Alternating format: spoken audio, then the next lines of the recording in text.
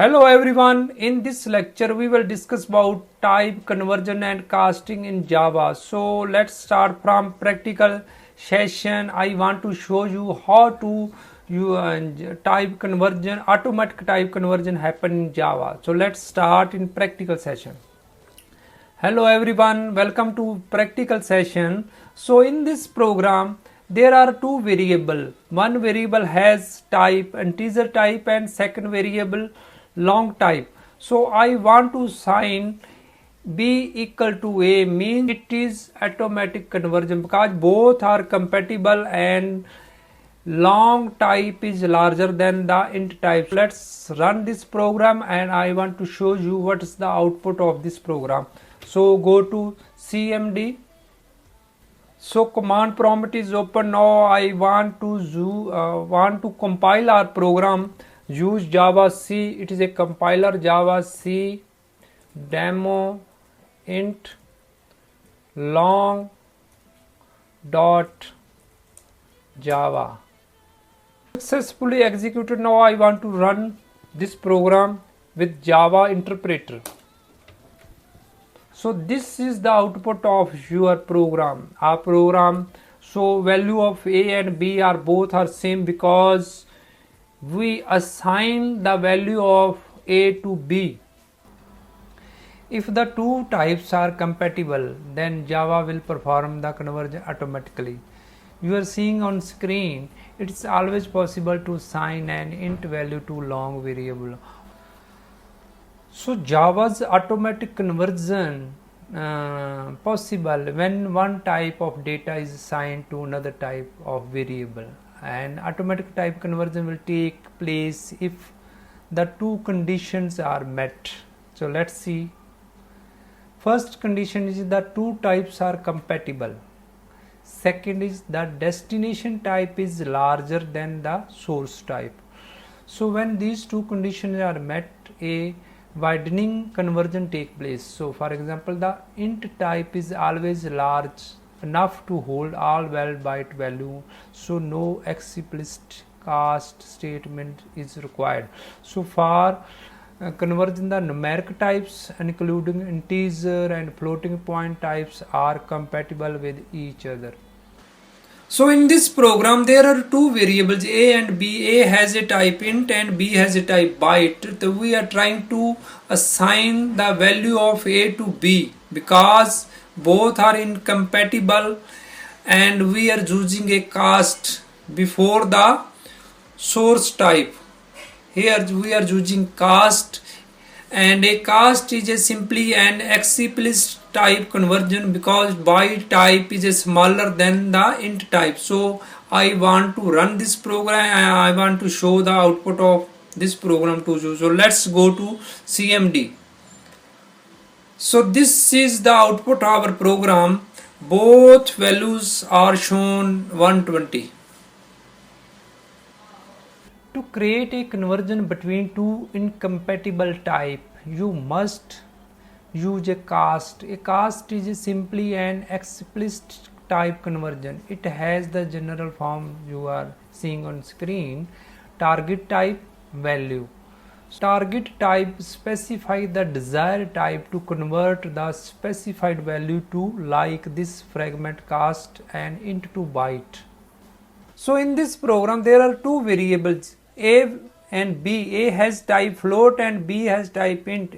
So we are assigning the value 10.23 of float type a variable to an integer type b variable. We are using here cast because this cast depends upon destination type. Last program b was type byte and we were using here byte. Now in this program we are using int because destination type is int.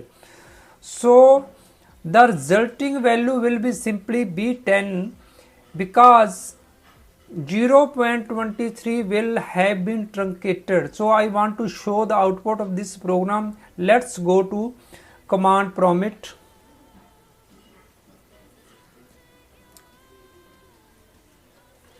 So using Java C we are compiling our program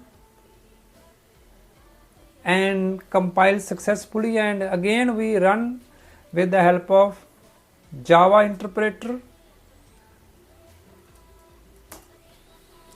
So you can see here the value of A is 10.23, it is a float type, and value of B, it is a integer type, just only 10.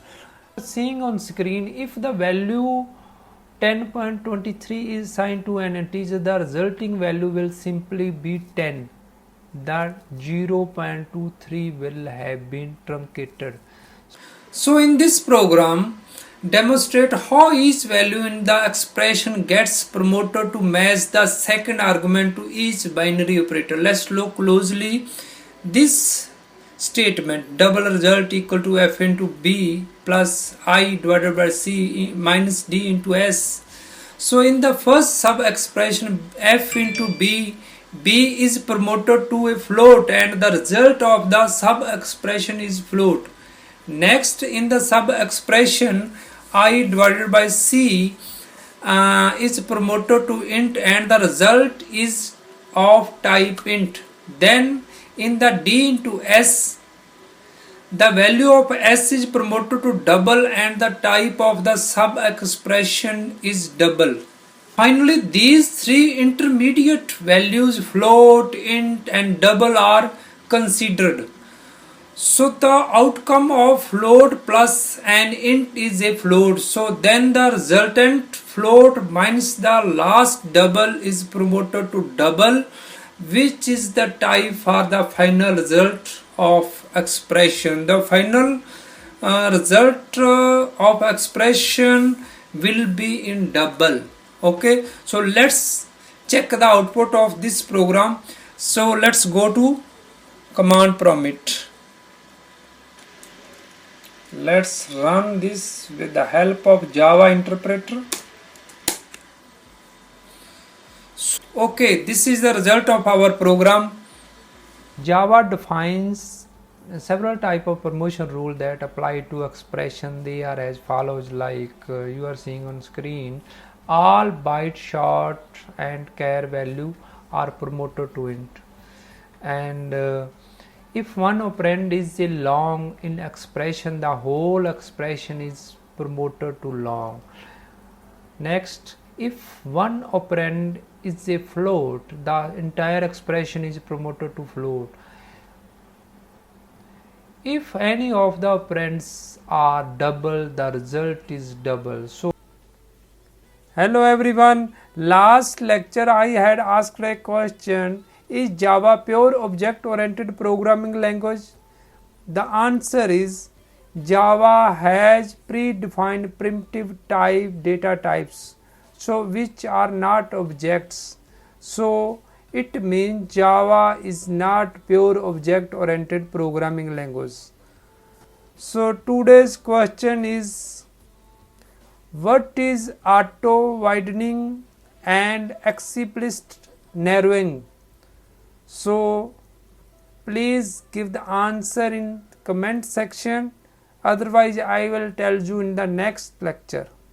Hope you enjoy this lecture. I will see you in the next lecture.